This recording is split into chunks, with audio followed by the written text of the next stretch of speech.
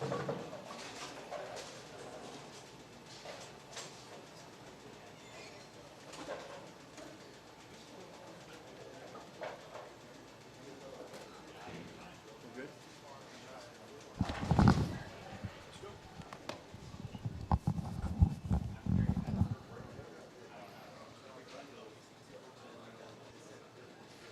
right, everybody, welcome back to the 2025 New Mexico Open.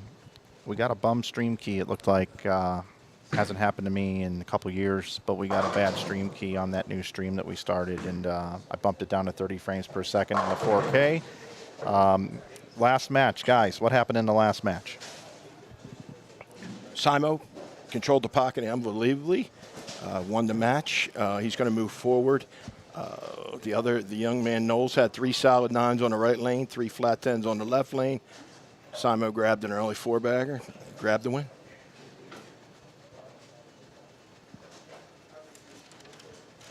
Easy as that. Now he's going to face Dio Bernard. I think the task might be a little tougher here. The score of that last match was 221 to 182.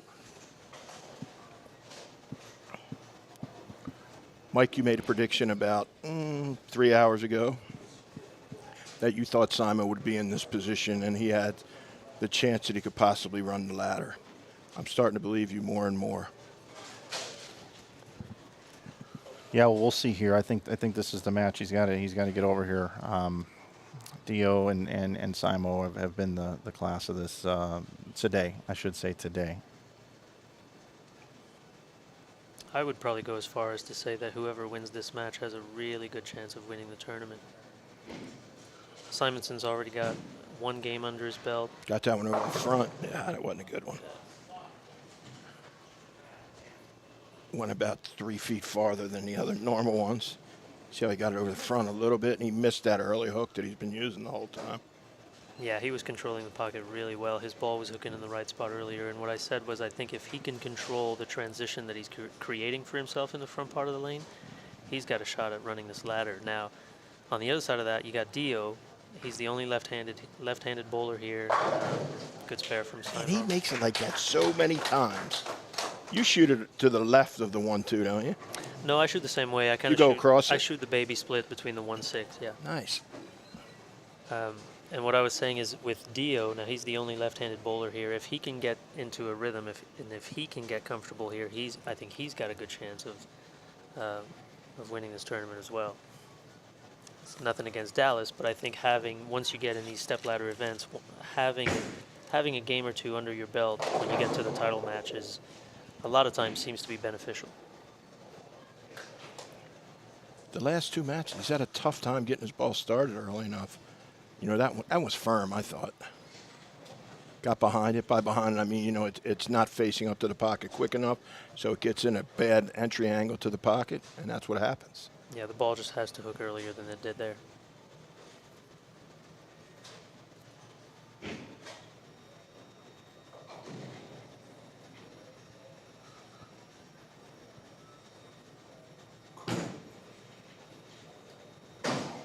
Ooh, that was close. A little surprising he didn't go for 1 there this early in the game. Don't forget, guys, the winner of this match goes on to take on our number 1 seed, Dallas Leong, who must be defeated twice in this format. I think Dio's going with that. Is it offset attack? Is that what it's called? Yeah, assault. Offset assault. I wonder if No, attack. I wonder if with all the re-oils, his urethane balls aren't looking as effective as they did early on. You know, they're definitely different every time. What I see for him, the last 2 things is what you said to me when you first got here, that your reactive balls would not grab the lane early enough. So, yeah, a rough start. When I saw his practice shots, I thought he might need to slow down a little bit if he was going to stick with that ball. I still think that's the case. He needs to get the ball to hook early enough. One way to do that is to slow your speed down.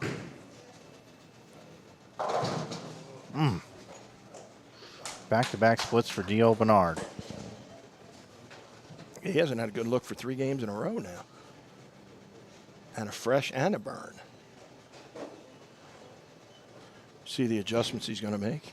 Simo's definitely going to make a better one than he made in the first frame when he got it over the front. Quick, just never, it didn't read nearly early enough. See how much slower that one was, softer? That was a really good shot. Much better off his hand, yeah. Really soft off his hand.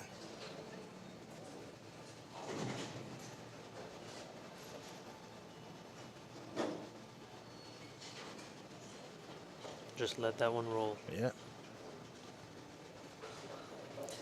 It is hard sometimes when you know you've got to make the ball hook, but you don't want to do that by hitting up on the ball. You don't want to do that by trying too hard to make it hook. You just have to let it roll. There's a ball change there for Simo on the left lane. That was a pitch black, I think. Yeah, possibly. Here, right here, right here.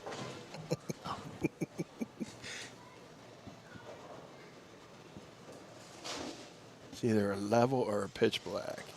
Pitch black. Level's got that white letters. Yeah. Simo's got this little trick too we've been talking about, that when he is playing and he needs his hand to be really soft, he doesn't keep his two fingers. Here we go, after this.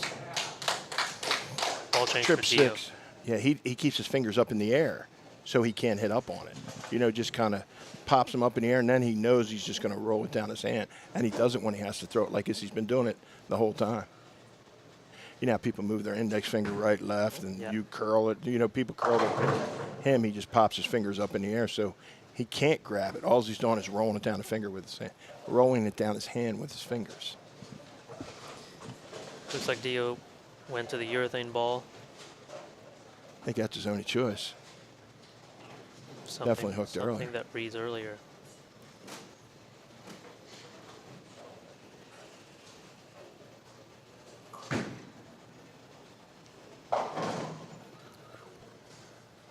Just not picking up at all. No. Little firm on that one. One of his practice shots, I believe, did the exact same thing, and I would wager that that's why he went to the reactive ball. He saw this exact same shot on that lane in practice and decided to go away from that. Thought the reactive ball would give him a little bit more in the middle part of the lane and a little bit more continuation down lane to take this out of play, but There's just nothing there. no. You get to that second half of the pattern where all the extra 2-2s are, and if your ball hasn't started hooking by then, it's not going to. You're right. Early trouble for Dio. 45 in the fourth. Frankie, I like you come in the booth. You're making what Mike and I said for 4 days. You're giving us credibility. Some confirmation. Confirmation, that's where I was looking. Here's the thing, though, we got to keep an eye on here. Not to try to rain on a parade or be a Debbie Downer, but at some point in time, this reaction starts to go away for Simonson, and when it goes away, it really goes away. He's got to keep the hammer down here. Ooh. 4-pin went behind the 9. Did you see that? Yeah. Wow, watch the pin go behind the 9. I think it's the 4. And that's really similar to the first game. We saw Brandon leave 3 of those solid 9s. That was a 2. 2 went off the wall and bounced behind the 9. I'm sorry. Go ahead. That's what Brandon. Yeah, Brandon's left 3 of those. So that's 4 solid 9s in 14 frames on that lane, Mike. We saw a couple flat 10s on 19 and a couple solid 9s on 20, which is what I thought early on is 20 seems to be hooking, seems to be changing directions a little bit sooner, a little more help, and that's why the ball's coming in a little higher, leaving those 9 pins, and seems to be a little tighter through the front part of the lane, which is where you need the ball to hook on 19. Seems a little bit more forgiving in that middle part of the lane. And that was right to left off Great his hand. shot. It's funny, you look at the lane. It looks like you'd see the 2-2s on the lane. Looks like there's a schematic drawing on the lane. The masking unit is, yeah. Yeah. Just amazing, using 2 different balls on each lane and just high flushing them Yeah. each and every shot. That's Anthony Simonson. By the way, here in the chat, our 4th member of our team here, our chat room, good point here. Simo has won 6 one-game matches in a row and needs 9 straight to win the entire title. And you know, you talked about the PBA Tour, you know, over the years, they had those big 9-person step ladders. Can somebody run it all? No way. Well, today, Simonson might do it today. Looking like he's got one more right now that he's going to get. Yeah, Dio's not going to give up here, though. Man. No, never This kid's does. got a lot of fight in him. If he can figure out this left lane. Man, he got that one way out on the lane.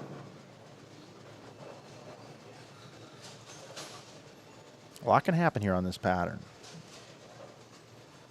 We've seen it already happen. 8-10s in play, 5-7s in play. We've seen some 40-pin swings, 50-pin swings in some matches. Yeah, you get a little too steep, it's going away from the Ball pot. change. Good shot. Good shot. Oh, solid 8. Interesting here. That was back to the original ball he started the game with. Went to the urethane for that one shot where he washed out. Didn't like it. Went Looks back like to he this. moved more left to get it started sooner. That was the best shape of any shot he's thrown so far in the game. But like you say, these games go fast. It's a 6th frame already. He's got 65 in the 5th. He can only bowl 2-0. 2-0 is not going to be enough to beat Anthony right now. Maybe in another game. Yeah. He's just hoping it lasts a little bit longer.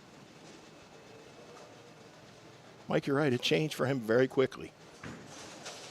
That was left. We'll take that all day. Yeah.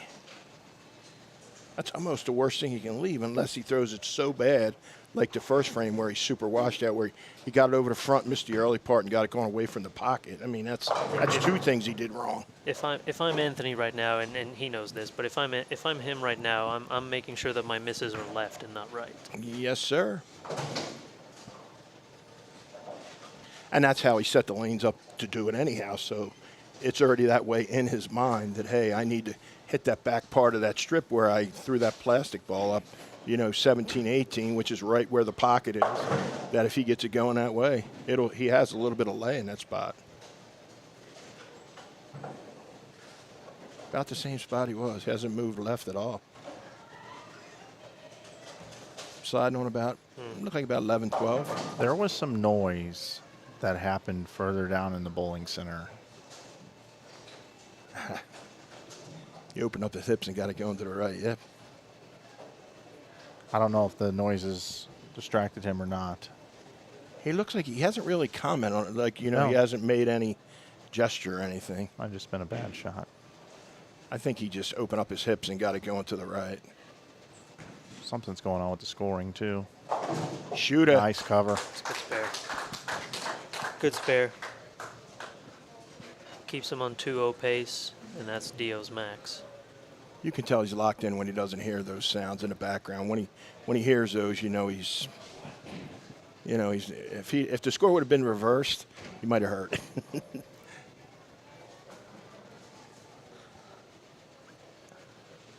Yeah, look where he's at. Frankie is, almost. I noticed that on lane 19, he's standing on about -5. Yeah, Dio that's about where he's at here. He can still bowl 205. That hooked instantly. Hit up on it, too. Simonson going at a 206 pace now. Dio, the best he can do is, 190? Let's see. 2? 92. I mean, Simonson would need to mark out pretty much.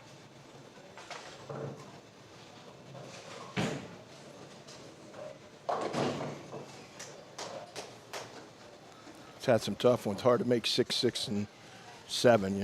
It's. And Yeah, Dio just hasn't gotten comfortable. Hasn't even controlled the pocket really. His bad really shots. one have good been- shot. Yeah. His bad shots have been splits a lot of the time. The last shot on this lane was the best shot by far. It read the front. It blended it out. Yeah, look where he's standing now. That one, two, Negative. four, -5, 6 maybe. Yeah.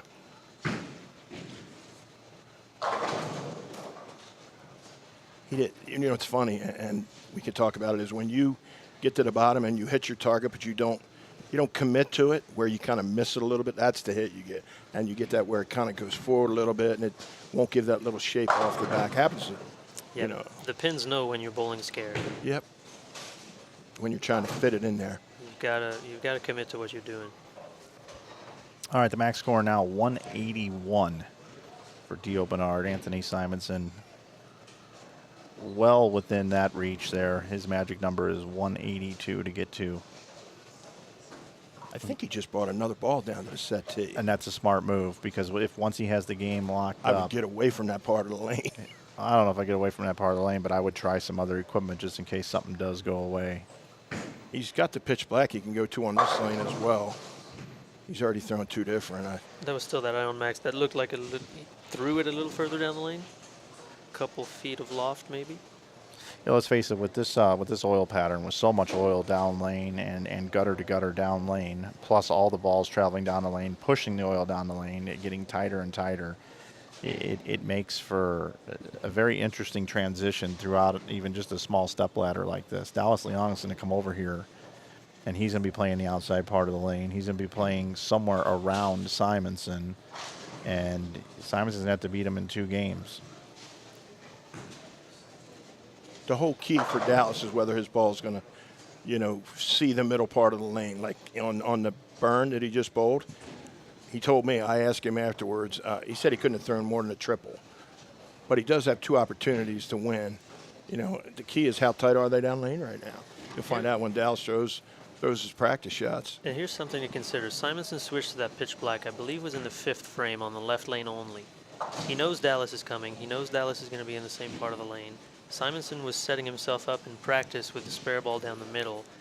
This might be, knowing that Dio had 45 in the 4th frame, this might be some strategy on Anthony's part. He might purposefully be using 2 balls on 2 different lanes to transition the lanes a little differently. Yep. To try to make sure that Dallas doesn't get comfortable on both lanes at the same time. Trying to make them just different enough.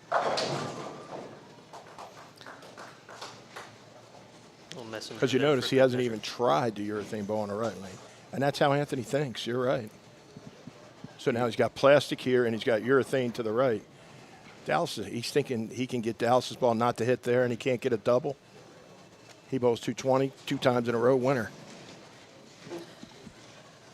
Yeah, these are all things we're paying attention to. I'm sure Anthony knows. I'm sure Anthony's been paying attention to what Dallas has been doing the last couple games. He knows the kind of ball he's using, and he knows the kind of scores that he's shot. And that just might be what Anthony's trying to do here. Just make the lanes. It doesn't have to be drastically different, but if you make them just different enough to where Dallas can't get comfortable on both lanes, that plays to Anthony's advantage. Yeah, he's got 4 or 5 ball tracks down the lane with the urethane ball in the left lane. Yeah, could change it just enough.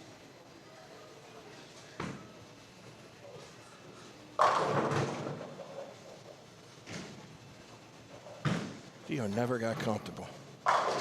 Now he's starting to get comfortable. It's funny how your swing gets looser when it doesn't matter anymore. It's amazing how that is. Everybody that's had pin carry issues here at this event, and this would be a good question for you, especially Frankie, is when you can't get the ball to corner, is ball speed, softening up your ball speed, is that normally the answer to try to correct that? Or is it really having to change zones, balls, all of that? Or is it just a ball speed thing? On a pattern like this, for me, it was definitely ball speed. Changing zone wasn't really an option. If you get away from that spot where the ball hooks as soon as it touches the lane, essentially, you're just not going to see any hook, at least for me with my rev rate. I tried to play around 10, I tried to play around 15, and I just never consistently could get the ball to read the pattern. So for me, it was about staying to the right, finding a way to stay to the right either with different balls, but mostly just manipulating the speed. And I think we mentioned it earlier about Dio. It might have been a little too firm. Maybe if he softened up a little bit, you just got to find a way to get the ball to read the pattern as early as possible. Dio Bernard going to come home third here and take $2,400 for his efforts. Simo trying another ball, and there's the 8-10 we were talking about that could come into play at any given time. He moved about 3 or 4 to the left, too. Moved left and looked like it was a little firm as well. It's funny, Mike, you brought up the question to Frankie a second ago. We actually talked about that last game, that the move nowadays where, it used to be where you could keep your own speed and then have to make those moves, like you said. Now the move on everything is throw it slower, throw it softer so it'll read sooner. You really got to play the lanes front to back. And, that's the one thing you can tell to anybody you give lessons to or anybody that's a bowler. If you read, this one is probably the maximum front back that you got to do. It's got to read as soon as it hits it. Well, guys, Anthony Simons at 193. Dio Bernard, a little bit closer match than what we would have actually seen the final score to be here, 181.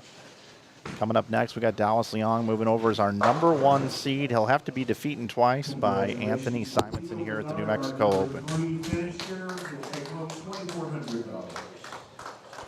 Folks, after practice, we'll be back with the championship match. Jim, Frankie, and myself. Dallas will now have 3 shots on each of the links, and we will have our championship match. Remember, as the #1 seed, not having lost, Dallas must be defeated twice to lose this tournament.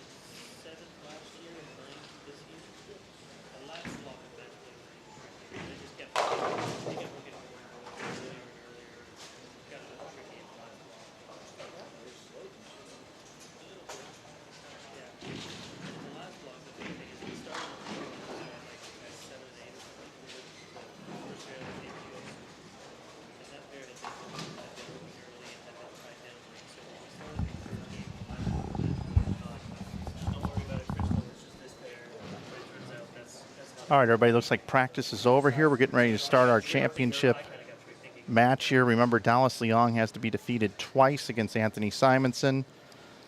We'll see if Simo can win 9 matches in a row to take this thing home, or if Dallas Leong can close it out here in 1 or 2 games.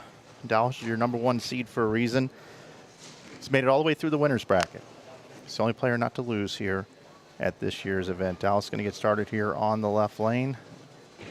Francois Lavoie and Jim Callahan here on the call with me here. Here we go, guys. Championship finals. We've got 2 games possibly, maybe just 1. Who you like? Let me watch his shot first. Okay, If this one hooks, Simo. Because that's the lane he threw the urethane balls on, and that didn't even attempt to try to corner. It was a little fast, too, like you said. Yeah, that's only his first shot, but I think Dallas might be a little too far left. Who you like? He asked you the question. Well, after that shot, I'm going to have to pick Simo, but Dallas has to be defeated twice, so That's hard. he's got time to make some adjustments. Yep. Covers it up, clean through 1. Let's see if the shot stays there for Anthony Simonson for 2 games. So Oil likes to move around quite a bit. I think this is going to come down to who can manage the front part of the lane better. Ball change right lane. Pitch black right in his hand.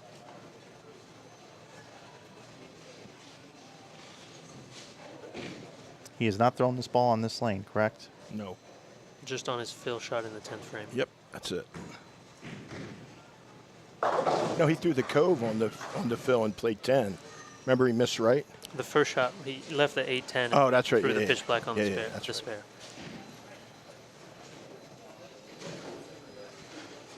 Him using that ball is not going to make it easier for Dallas either. It's going to make him. His transitions are going to be very quickly coming. Look how far right he is up in front of that ball return. Yeah, that's about where he's been. He's been sliding on, 10, 11 the whole time. That was a little right of it actually. And He actually- flip-flop balls. How's Yeah. that? That was the act, Mike. Last game, he threw the urethane balls to change the lane. There's no doubt now. The act. Got that one over the front a little bit. You see that?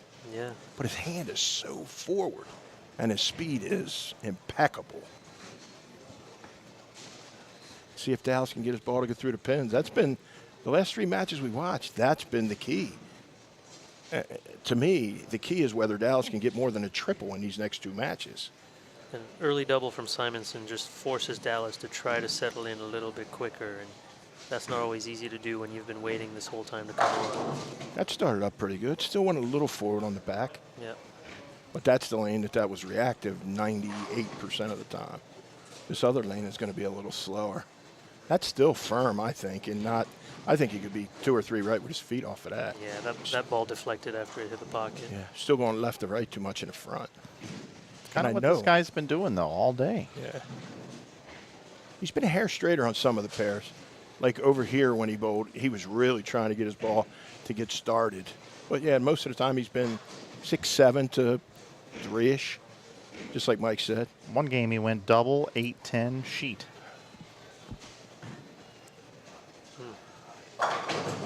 Wow, look at Got it that. to go through the pins. That was just light enough. Yep. Just light enough. Drove the 5 into the 7, old Yeah. school. Dick Weber would be proud, wouldn't he? Yes, sir. Look at this. That was about 5 to 3. It actually went through the pins with authority too. It wasn't deflecting when it went through.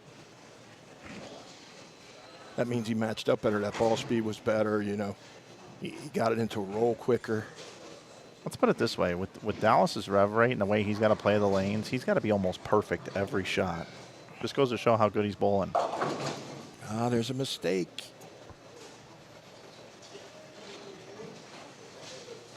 What'd you guys see there? Stood up on it a little bit, hit up on it, made it read a little early. I'm really confused why he changed balls on that lane. He struck 4 out of 5 times on that lane, I think. I think, Frankie, you made a point a little earlier that sometimes he outthinks himself, where he gets tricky, like reversing the balls that he used. And he had good raw ball reaction with both of them. Yeah, it's really hard to get in his head sometimes and try to understand what he does, but one thing I know for sure is that there's always a good reason for what he's doing. Oh, he's committed to it, too, when he does it.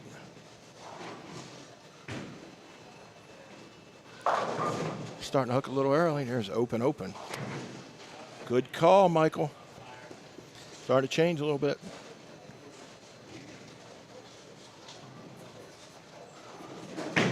Whoa. So just like that, sitting on the bench, Dallas Young takes the lead. By a bunch. 24 in 4 frames. And now he can just focus on what he's been doing the whole time, which is control the pocket. Like he did against Dio last match. Now he's not looking to strike. He said, just let me hit the pocket, get a few hits. That's essentially we talked about it before the stepladder. That's essentially what Dallas has been doing, is just controlling the pocket, and his opponents haven't really gotten anything going. And now Simonson's looking at 2 straight open frames. Dallas got the purple hammer working here tonight. Simon was in trouble. He's left the 5-pin. He's left the 5-pin in the left gutter the last 2 shots, and they both struck. It's unbelievable. 2 minutes ago, we were talking how Simo's, the reaction's the same. Dallas goes strike, strike, strike. All of a sudden, it's Simo's down 46 all of a sudden. And Simonson did bowl 190 the last game, so if you're Dallas, that's kind of where you've been the whole time. That's the comfort zone right now. And already he's got 3 in a row. He gets a 4-bagger. This is more than he told me he thought he could get. Well, that's wide. That's really got a motor. I did not read the front an inch. Pushed it right through there and missed it at the bottom. But you're right, Mike, that it's the perfection thing, like you said. He doesn't have very much room for a mistake. And that's what I think a lot of people don't necessarily understand, is that was a pretty small miss in the front part of the lane that ended up being a big miss down lane. But when we're playing these patterns, when this pattern specifically, Wow, that's a bad break. that's tough. This pattern specifically, so much of what goes on the lane happens in the front part of the lane that just a small miss can turn into a washout like that. He pushed it off his hand a little bit and he fell off the shot, but wasn't necessarily washout worthy, but it was on this pattern. You have to remember, too, when you miss one right, it gets a bigger gap as you get down the lane. Simonson up in the 5th. Ball change in the cove. He's been using that throughout this tournament. It's been one of the balls in his arsenal. Parallel a little left, too. Now he's about 8 at the arrows, 8 to about 4. We talk about Anthony committing to shots here. I think this is really important for him to commit to this shot here. This would be a big strike to stay within 10 of Dallas. Look how much he moved his feet.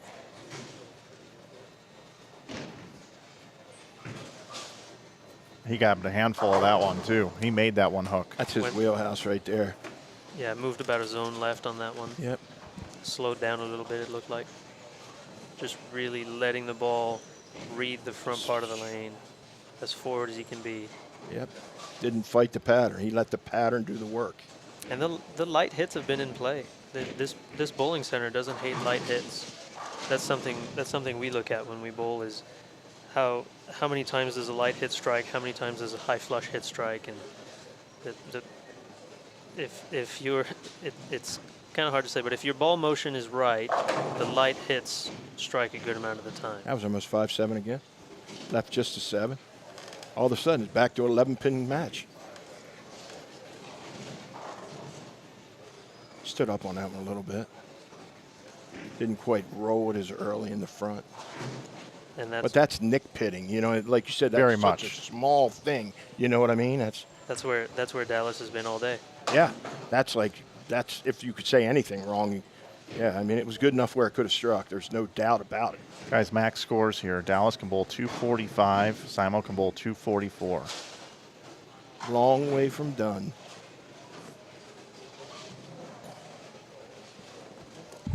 What a great title match. And remember, if Dallas does not win this game, he will be defeated for his first time.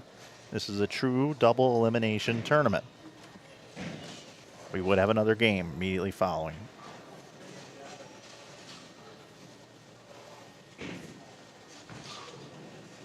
That got right, too. That one Came picked off up. it.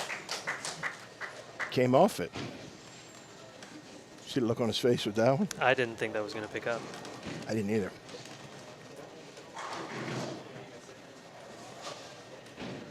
That was going right off his hand. Picked right up. But the way it came off his hand was cleaner than the last one, which is probably why Yep. he got the help he needed. Big double right here. Needs another 2. He's amazing. That's the Simonson wall shot. Pins go left to right across the deck. He almost had a double banker. I think what he does really well is just, you probably heard about a flat spot. His flat spot is longer than anybody's, I think. He just stays down there. He has so much leverage. He has so much time to manipulate the ball. And that's all, if you look at his left arm, it's all the way back, so he has more time to let it slide at the bottom. Got that one in. And as we say that, yeah. But you're right.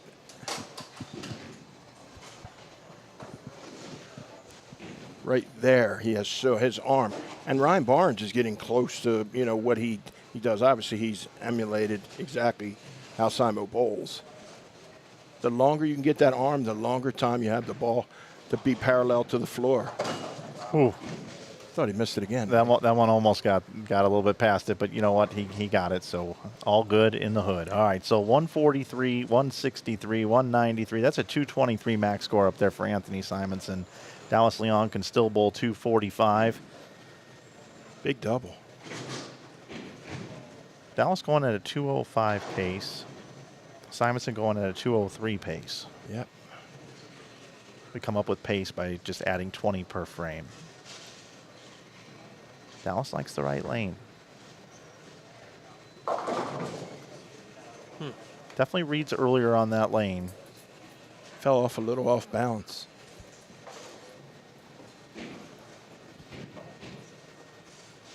Not going to lose any count, though, if he makes a spare. Yeah, Still going to be a 2-pin leader. Yeah, 2-pin with two frames to go. Yep. Come down to those championship frames. We do want to welcome in our most viewers we've had so far at this event this weekend. Really appreciate it, everybody. Over 1,300 viewers watching the finals here tonight with myself and Francois Lavoie and Jim Callahan. It's been a fun event. A lot of streams here to go back and rewatch everybody out there. Wow, anything could happen. These last two frames, guys.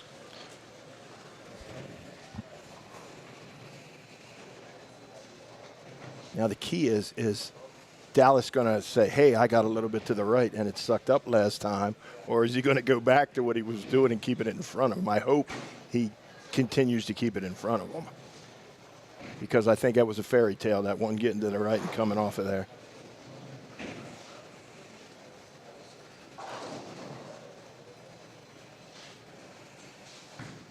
Yeah, he kept it in front of him.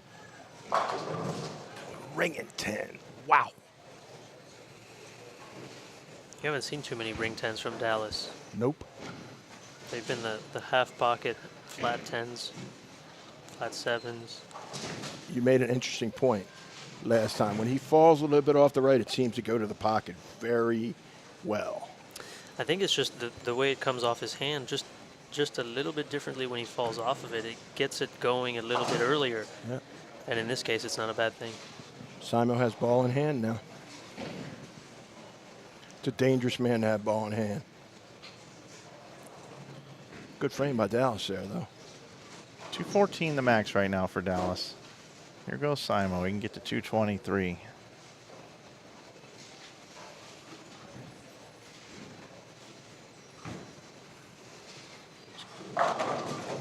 Oh, baby. 7 falls out.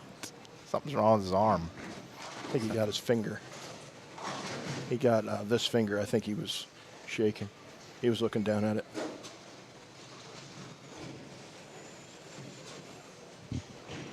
He's never happy, man.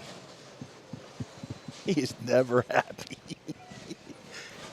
He could bowl 880 and go, I threw the one bad in the fourth. Well, he's working. How many people are loving work all the time? This is his job right here. I do. I love it every day, buddy. You do about 99% of the time. Oh, that's way left. left. And it's shimmed. Like a carpet, laid like a rug. It's all that prep work he was doing in practice. You're right. And by what Frankie means by that, Simo threw plastic balls up, 17, 18, right where the pocket is, right about there. Held pocket, 10 back. That was about 2 boards left of where he's trying to hit. You're right. But we've talked about it on this pattern. As long as your angles are right, you've got hold. It's way better to play the hold on this pattern than to try to find some hook. This one to win game 1.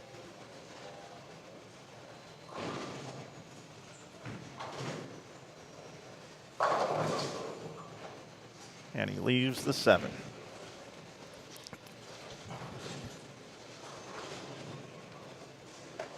.212 now, the max for Simonson.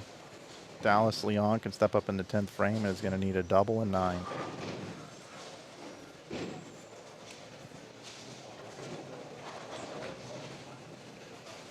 Look, oh, I thought he missed another one, Mike. You just missed that one. It was right again. It's a little uncharacteristic of Simo to be so shaky on the spare shooting.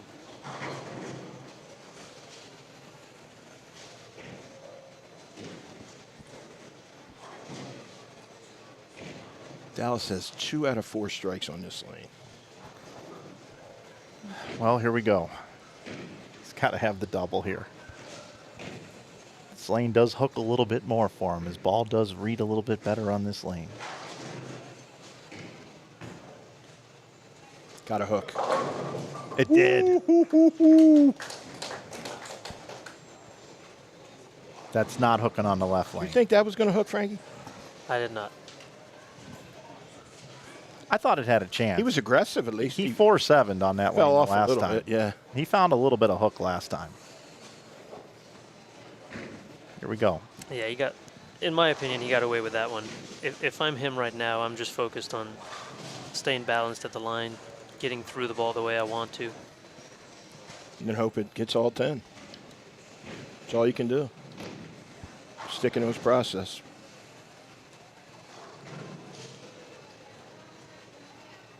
It's got to have the strike. Otherwise, we go to another game. What a shot for Dallas Leon. Now, it's not over yet. It's not over yet. Let's not get too ahead of ourselves. But, boy, what a shot that was. That was much better than the last one. Very good shot.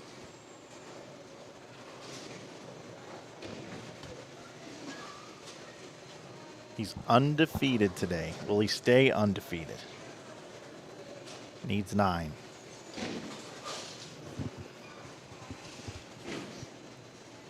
Just got to do the same thing one more time.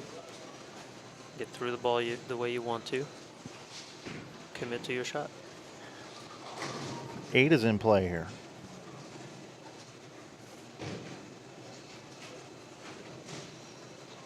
Eight for a tie. Anything better, Dallas wins. And Leon gets a strike. He strikes out in the 10th frame for 214 and takes down Anthony Simonson to win the 2025 New Mexico Open. Dallas Leon, your champion. 2025 New Mexico Open champion. Wow. Wow, he did it. That's impressive. Wow. Wow. Super impressive right there. To all the players that throw it with one hand and lack rev rate, you got to win today. You got to win today. Frankie, I almost want to say you got to win today on that statement as well.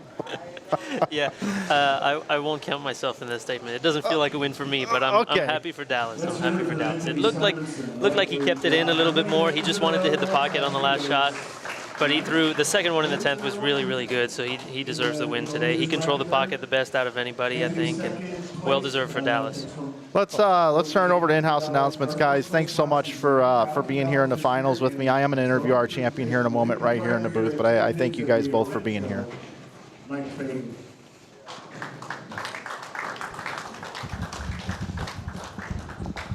I want to thank everyone, all the players, all the program participants, all the sponsors. Thank you, Brunswick. Thank you, Shamrock Foods. Thank you, all of our sponsors. Thank you, WPBI. And thank you, Jani King, all of our sponsors for supporting this event, especially the players who have come from many different states and a few different countries in order to compete here in Rio Rancho at the New Mexico Open. I am proud to give this trophy to a player who I've known for a very long time. I've seen him grow up and around this sport, and I've seen his trials and tribulations for a long time. And this win has come very hard fought, and Dallas works really, really hard to get here, and he deserves every bit of this. So congratulations, our champion this year, Dallas Leon.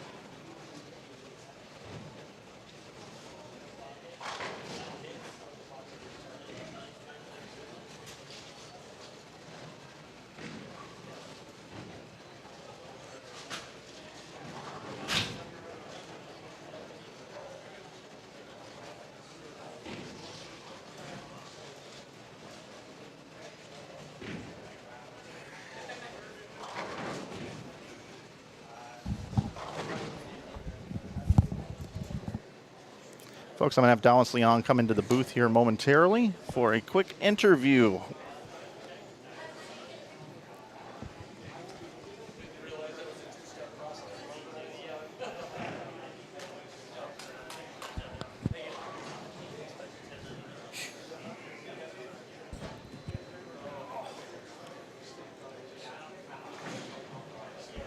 All right, we'll go ahead and bring it into the booth, and we'll talk with our champion, Dallas Leon. Dallas, How's it going? congratulations. Man, it's a long day. We weren't sure you were coming. We didn't see you on the list signed up ahead of time. What made you decide to come and bowl this one? I frankly signed up at the last minute, decided at the last minute. Mark Curtis, who recently moved to Las Vegas, had a weekend off, and he wanted to bowl something, and I felt bad making him drive by himself, so I said, I haven't bowled this in a couple of years, and there's not really a whole lot else going on, so I figured, why not? Yeah, I texted your buddy Jake Peters, who's bowled good on patterns similarly shaped like this, and asked him where he was at. He said he was, if he was going to bowl this weekend, he was going to bowl the regional. But I'm glad you made it down here. You know, on long oil like this, you don't typically think straighter players are going to rise to the top. But for some reason, we had so many different styles that were able to make it into match play, and it was really anybody's ball game. But what was the key for you being a straighter player, being able to manage pair to pair and be able to fight through and never lose a match? The biggest thing is I always had to make sure that purple saw it in that first panel. It was the first 15 to 25 feet. As long as I knew she could catch there, or I could make her hook there, there was enough oil left of me where it locked up and got to the head pin, and right was kind of hit or miss. But I really like playing straighter angles, kind of keeping things above my toe, and just kind of getting them a little straighter on line. So that was nice. We're bowling at 10 pins. You know, the front panels are a little older, a little more beat up. So, you know, when you see a pattern like this, you don't really think urethane. But if we're being honest, if it's under 50 feet, purple's in play. And I got to try her. And Old Faithful, she got the job done. Yeah, red early and just walked its way right into the pocket. You had to bowl Anthony Simonson there in the finals. And obviously he's one of the top 3 bowlers in the world, if not the best bowler in the world. I know EJ's been dominating. But anytime you got to go into a match like that against a guy like Simo, what's the mindset for you? And then also the follow-up question after that is, what's it feel like to beat him? I've known Simo for a long time. He's one of the Vegas guys. Moved out here, moved out west, and obviously bowl a lot on tour and stuff. And, you know, arguably the greatest player. I mean, he's got so many tools in the toolbox, and he's never out of a match. And that's the one thing that is different with a match like this is no matter if I'm up 50 or 5, I have to be kind of on top of it to make sure that the next shot's always the best shot. I gassed the one right after the 3-bagger just because I was kind of feeling myself, not 100%. But, you know, it's just keeping that tempo and just trying to make the best shots possible. I mean, if I know if I hit the 1-3 enough, I can get pretty close. And a little strategy, like the right lane, the rack wasn't that great, and he was struggling on the left lane, so I made him finish on that lane. I mean, he still doubled, but yeah. I mean, it's Simo. So. Yeah, it is Simo.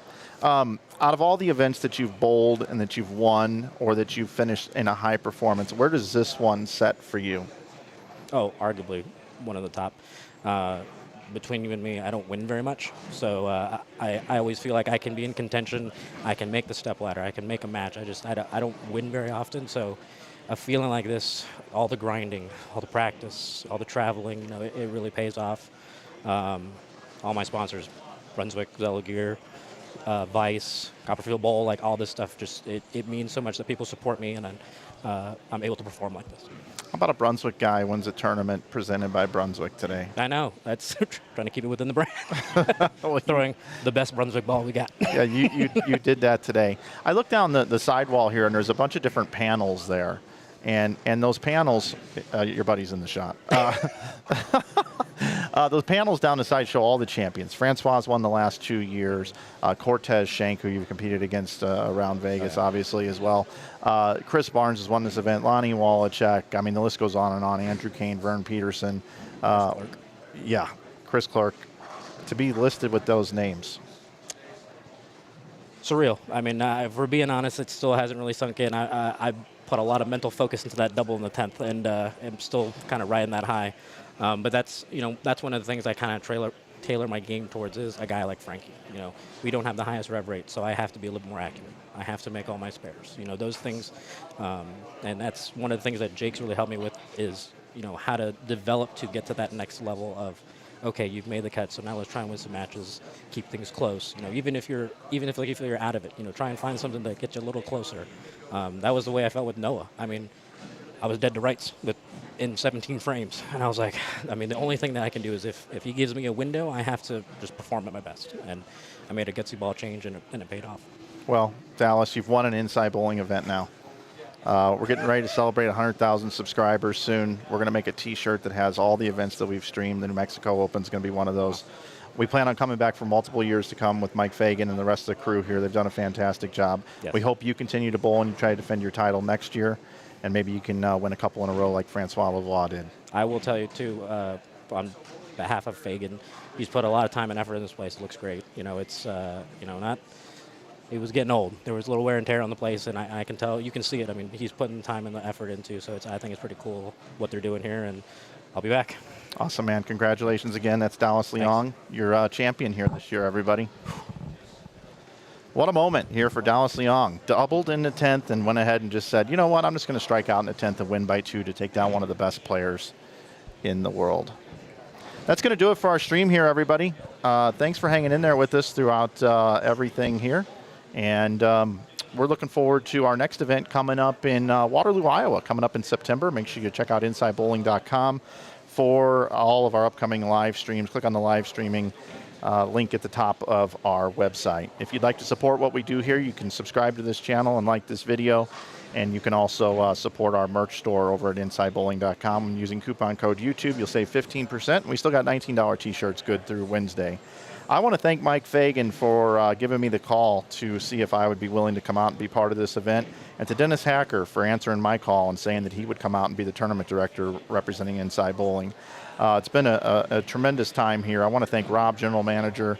I want to thank Dylan in the food service as well, and everybody else here at Tenpins More that do such a great job through the transition of ownership here in this bowling center. And I also want to thank you guys for watching and for supporting this channel over the years, and for another great stream and a whole bunch of them here from New Mexico. That's going to do it for me. I got to pack up. I got a flight to catch here this evening. But one more time, let's give it up for our sponsors: Brunswick, Shamrock Foods, Jani King, Western Bowling Proprietors Insurance, and of course our host center, Tenpins More. My name is Mike Flanagan. You have been watching the 2025 New Mexico Open live from Rio Rancho, New Mexico at Tenpins More Bowling Center. We're looking forward to coming back next year. Have a great day, everybody, and enjoy the rest of your Sunday. We'll see you in September from Waterloo, Iowa. Have a great day.